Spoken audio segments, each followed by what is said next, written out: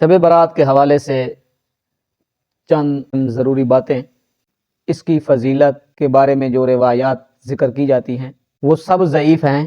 اس میں چند اہم باتیں کی جاتی ہیں کہ وہ ایک تو اس کا روزہ رکھتے ہیں، دوسرے نمبر پہ اس رات کو عبادت کرتے ہیں، تیسرے نمبر پہ وہ قبرستان کو جاتے ہیں۔ اگر اس کی فضیلت رات کی ہوتی تو اس کا ذکر قرآن کے اندر بھی آتا اور حدیث صحیحہ کے اندر بھی اس کا ذکر ہوتا۔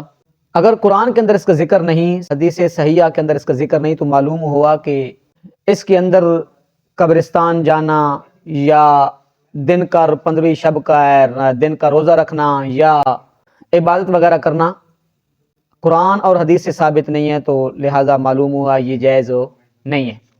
اس کی فضیلت پر ایک آیت پیش کرتے ہیں کہ انا انزلناہ فی لیلۃ مبارکہ، کہ اللہ رب العزت نے اس رات کے اندر قرآن نازل کیا۔ یہ قرآن کے نص قطعی کے خلاف ہے۔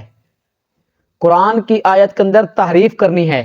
اگر اس رات کو لیلہ مبارک آپ کہیں گے کہ شب برات، یہ جو شعبان کی 15ویں رات ہے، یہ اس کے اندر قرآن نازل ہوا، تو یہ قرآن نص قطعی کے خلاف ہے اور قرآن کی آیات کے اندر تعریف کرنا ہے، کیونکہ رب نے فرمایا کہ انا انزلناہ فی لیلۃ القدر وما ادراک ما لیلۃ القدر لیلۃ القدر خیر من الف شہر۔ لیلہ مبارکہ سے مراد لیلۃ القدر ہے، اور لیلۃ القدر وہ رمضان میں ہوتی ہے۔ رب نے فرمایا شہر رمضان الذی انزل فیہ القرآن، یہ قرآن کی نص ہے۔